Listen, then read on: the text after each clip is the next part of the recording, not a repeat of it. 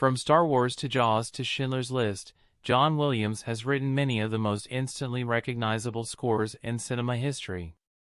The 91-year-old is already the oldest person to receive an Oscar nomination for a competitive award, which he earned thanks to his spare yet poignant compositions for Steven Spielberg's The Fabelmans. With 53 total nods, Williams has more Academy Award nominations than any other living person, and is second only to Walt Disney, who had 59.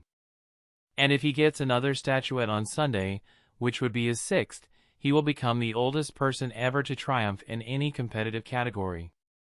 The record is currently held by screenwriter James Ivory, who was 89 when he won. It seems unreal that anybody could be that old and working that long, Williams recently told NBC News, adding, "It's very exciting, even after 53 years. I'm very pleased. I think it's a human thing, the gratification of any kind of appreciation of one's work."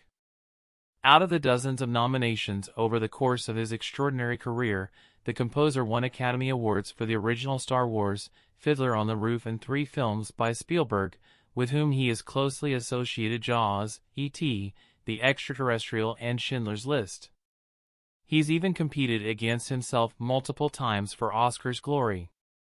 Williams is known for his grand neo-romantic scores in the fashion of Wagner, a contrast to the more experimental fare prevalent among many modern composers outside Hollywood. But his work is also steeped in mid-century influences, including jazz and popular American standards. Williams holds he's not as Wagnerian as his music might indicate, but admits the 19th-century German giant's influence on Hollywood's early composers, and therefore his own, is palpable.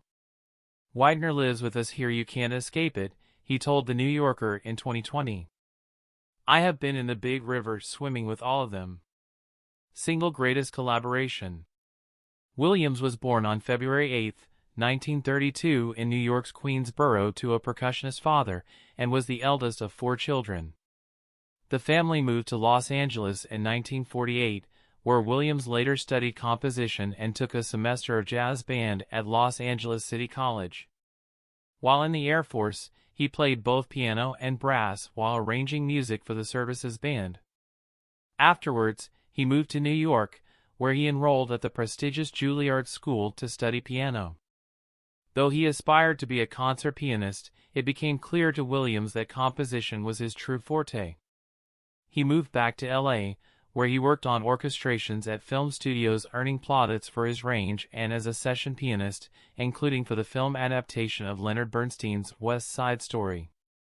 Williams notched his first Oscar nod for the 1967 film Valley of the Dolls, and won his first in 1972 for Fiddler on the Roof. His momentous partnership with Spielberg began in the early 1970s, when the soon-to-be household name director approached him to score his debut, The Sugarland Express. Spielberg approached him once more to work on his second film, Jaws. The menacing 2-note ostinato Williams composed for the film has practically become synonymous with fear itself. "John Williams actually is the teeth of Jaws," Spielberg said last year at a concert for the composer's 90th birthday. The pair then worked on Close Encounters of the Third Kind, and a decades-long creative partnership unfurled.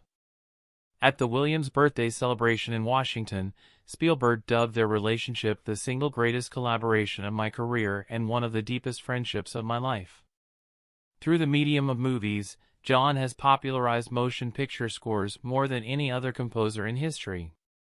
Soundtrack of our lives.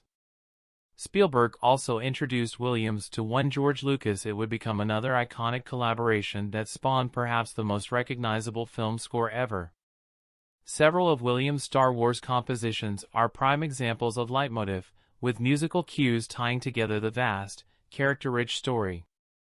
He has written the soundtrack of our lives, conductor Gustavo Dudamel told the New York Times last year. "When we listen to a melody of John's, we go back to a time, to a taste, to a smell. All our senses go back to a moment." Other credits from Williams' more than 100 film scores include the music for 1978's Superman, the first 3 Harry Potter films, and a number of Indiana Jones films. Harrison Ford made Indiana Jones into an iconic action hero, but John made us believe in adventure again, through that pulse-pounding march, said Spielberg. Off-screen, he is responsible for the Olympic fanfare and theme first composed for the 1984 Summer Games in Los Angeles and used ever since on U.S. broadcasts. Williams has recently indicated he might take a step back from film scoring, giving more energy to conducting and composing concert music. He was a longtime leader of the Boston Pops Orchestra. But speaking at a panel with Spielberg earlier this year, Williams seemed to walk back the notion of slowing down, vowing to work until he's 100 or so. "So I've got 10 more years to go. I'll stick around for a while," he told the crowd. "You can't retire from music."